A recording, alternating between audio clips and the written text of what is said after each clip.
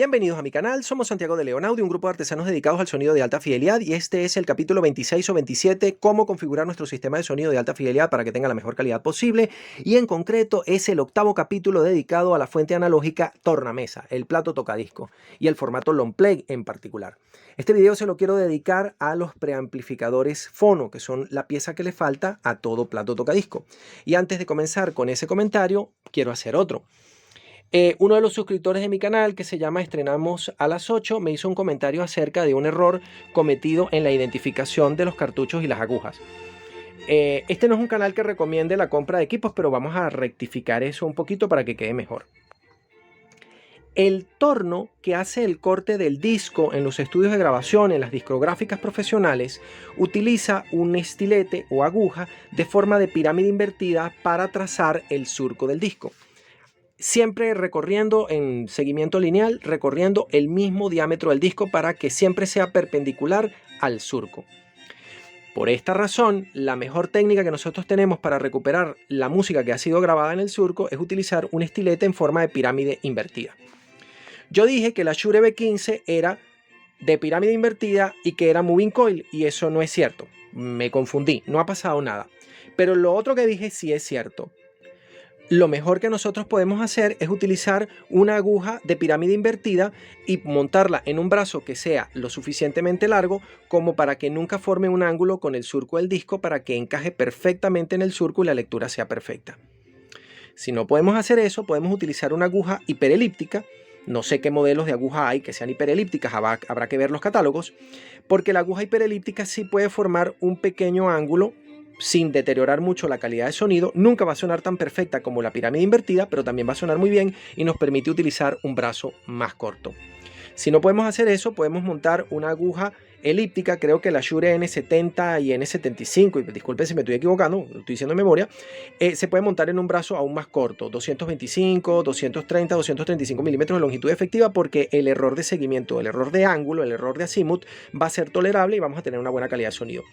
Y finalmente, si tenemos un brazo muy corto de 210, 215 milímetros de longitud efectiva, lamentándolo mucho, nos sale cónica. Las agujas cónicas no son malas, pero no nos van a dar una calidad de sonido mejor que el resto de las agujas y pues las tendremos que utilizar en los platos más económicos. Otro comentario que me hicieron acerca de los platos tocadiscos. Un montón de gente me ha estado enviando mensajes preguntándome, muy agradecido por supuesto, las consultas pues está muy bien, porque eso quiere decir que el tema es interesante y por eso estoy grabando un octavo capítulo, acerca de los platos tocadiscos que ellos tienen y los identificaron como platos de gama media. Y creo que estamos un poco confundidos. No, los platos por los que me preguntaron, ninguno es de gama media, todos son de gama básica. Veamos.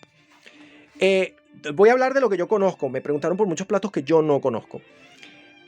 Por ejemplo, los platos tocadiscos Pioneer, PL10, PL12 y PL15 de comienzo de los años 70 son de gama básica, porque son platos de plataforma suspendida de acero estampado con un volante de acero estampado y tracción por correa con un motor síncrono de corriente alterna. De hecho, eran platos tan básicos que los incorporaban dentro de unos equipos que en aquella época se llamaban centros de entretenimiento, que son un amplificador con tuner, con deck de cassette y con el tornamesa, todo integrado en el mismo mueble.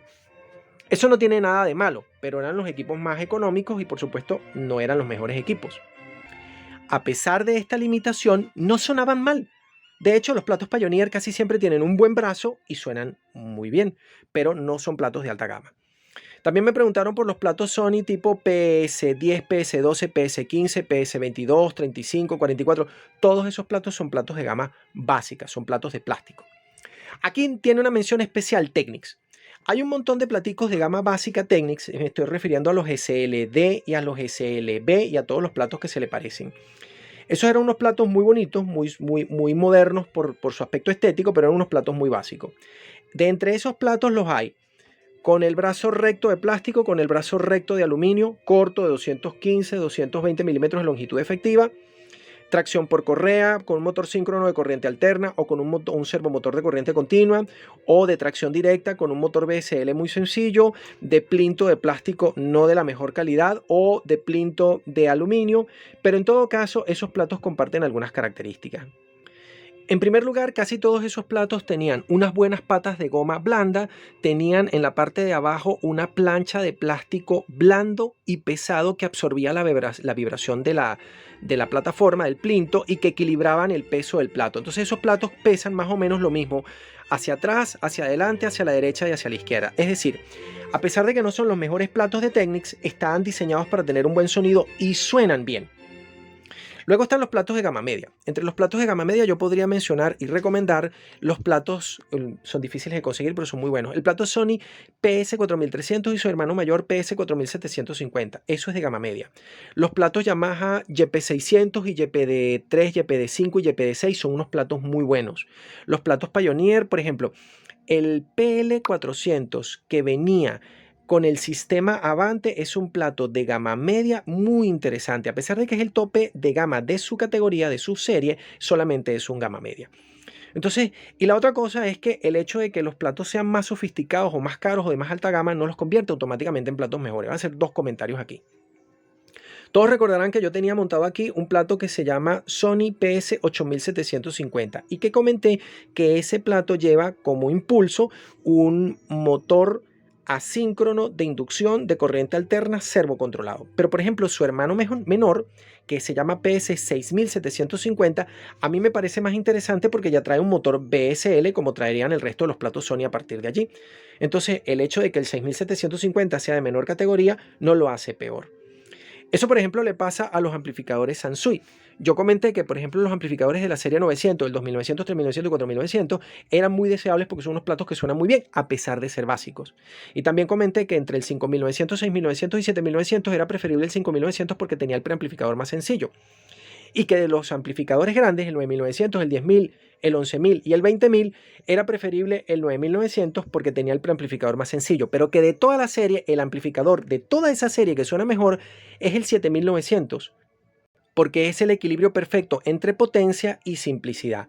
Por contra, el más bello de todos esos amplificadores y probablemente el más bello de todos los amplificadores que se haya hecho nunca, el Sansui AU20000, tiene un grave problema de sonido opaco, triste y denso de la etapa de potencia y un preamplificador muy complejo que procesa mucho la señal y que le baja mucho la calidad. Por lo tanto, ese amplificador no suena bien. Los vendedores que son todos los revendedores que son todos unos estafadores te van a decir que te compres eso porque es lo más maravilloso del mundo, te van a pedir una fortuna, $4000 por él, pero es solamente para tenerlo de adorno porque en realidad no suena. Esta es la sección fono más común de todos los amplificadores de gama básica. Pioneer, Yamaha, Sansui, no importa la marca, utilizaron una sección fono muy parecida a esta con dos transistores NPN o en este caso con un transistor NPN y un PNP. Olvidémonos de lo demás, básicamente es una etapa de dos transistores.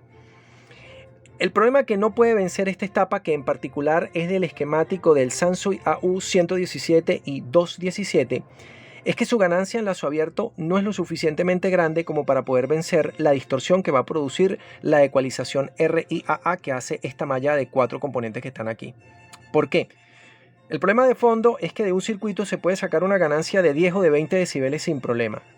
Pero sacar una ganancia de 40 decibeles, que es lo que se le pide a una sección fono, es mucha ganancia. Como este circuito no lo puede hacer con solvencia, tenemos mucha distorsión por debajo de 1 kHz. Por debajo de 1 kHz la distorsión podrá llegar incluso al 2%, 1% según la simulación de circuito que yo hice. No creo que en la práctica sea tanto, pero eso es lo que yo medí. Así que este circuito solamente se deja para los amplificadores más sencillos. Para vencer este problema, Yamaha luego implementó un circuito como este. Esta es la sección fono de los amplificadores integrados CA410, 510, 610 y 710. Yo hice una restauración de este circuito, está en mi blog Santiago de León Audio, ya del 2013-2014. Aquí lo que se ha hecho es utilizar no una etapa de 2 transistores, sino una etapa de 3 transistores. Aquí podemos ver la malla que hace la ecualización RIAA, aquí podemos ver el bloque de acople con el resto del amplificador integrado, y aquí lo que se ha intentado es tener una mayor ganancia en lazo abierto, para que cuando se cierre el lazo de retroalimentación negativa, que va desde aquí hasta acá, se pueda reducir la distorsión armónica que produce la etapa, que de todas maneras en baja frecuencia va a ser muy alta. y va a hacer que el sonido, sobre todo las notas más graves, estoy hablando por debajo de los 300 Hz, no sea perfectamente fiel. Por eso este circuito después ha dejado de utilizarse, aunque también lo utilizó Pioneer en su serie Avante. El amplificador integrado SA710, 610 y 510 de Pioneer también utilizan este circuito. Otra mejora es que Yamaha ha utilizado transistores PNP que tienen menor ruido que sus equivalentes NPN. La sección fono que estamos viendo ahora es la que corresponde al amplificador integrado Sansui AU317 y 417, y creo que también el 517 es así.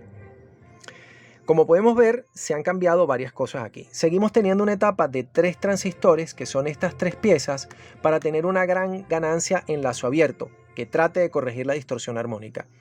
Pero Sansui ha hecho algo más. Para restar la señal que viene del lazo de retroalimentación negativa formado por todos estos componentes que están aquí, ha utilizado un par diferencial. El par diferencial tiene mayor rechazo de ripple de modo común, con lo cual la distorsión armónica en este circuito va a ser aún más pequeña que la de una simple etapa de 3 transistores. Lo otro que ha hecho para mejorar el desempeño de su circuito es usar una fuente de corriente. Y además, la etapa de entrada la ha hecho con transistores PNP que tienen menos ruido que sus equivalentes NPN.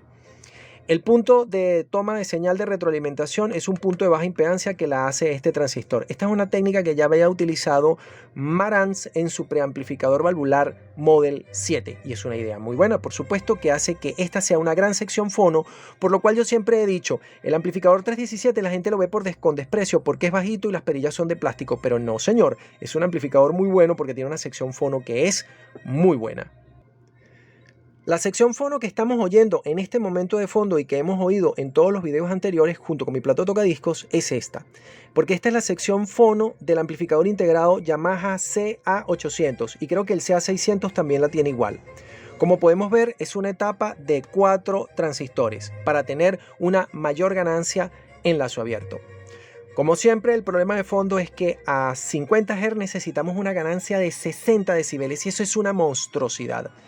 Por esta razón, esta sección fono no puede controlar su distorsión en baja frecuencia. De hecho, la distorsión por debajo de los 500 Hz es importante.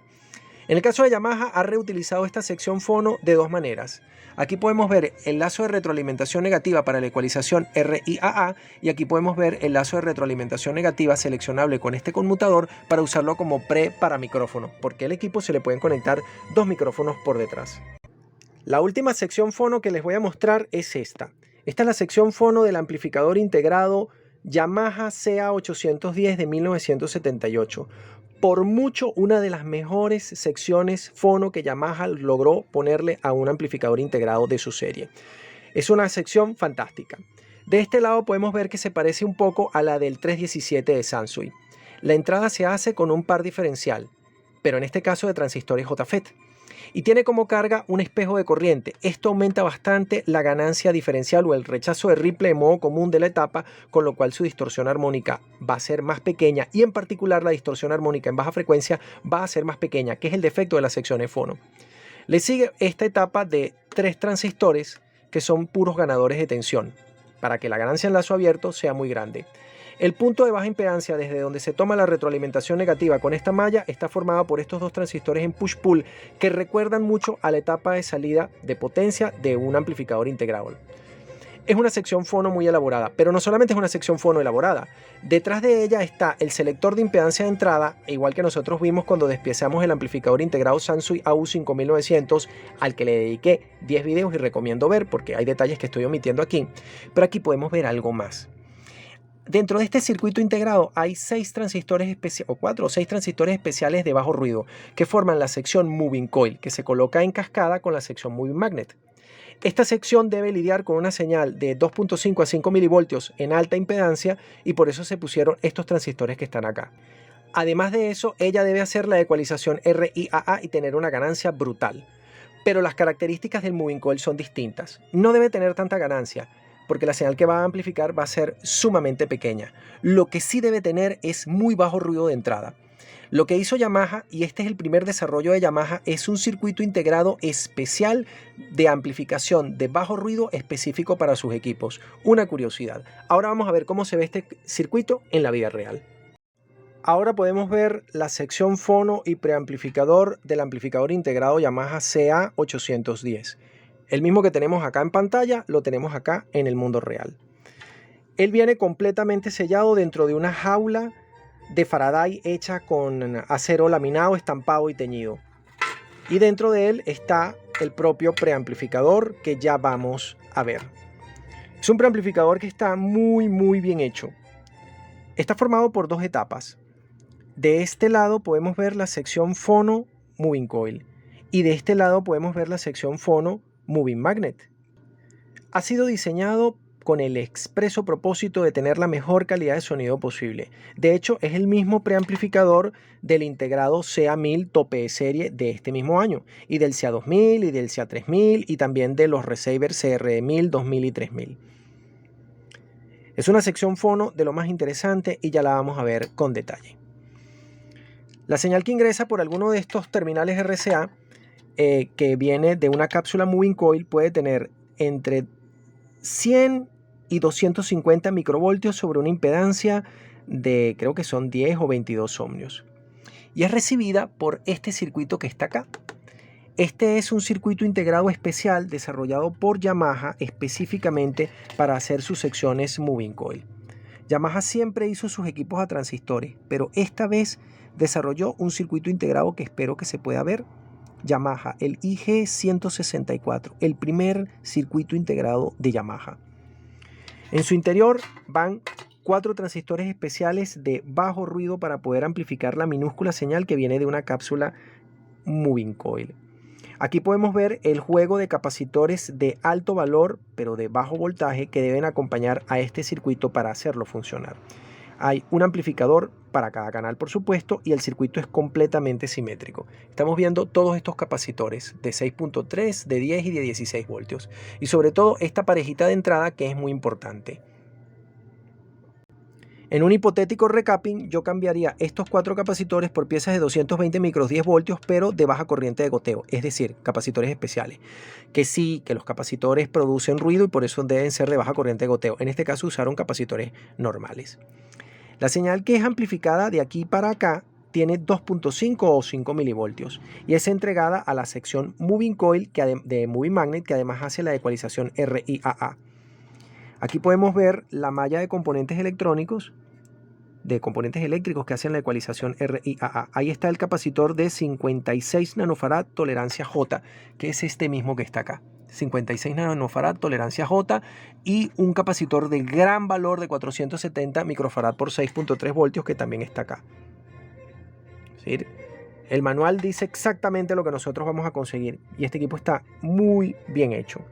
Pero lo más interesante es esto. La pareja de transistores en par diferencial en una sola cápsula están colocados acá. Mírenlos.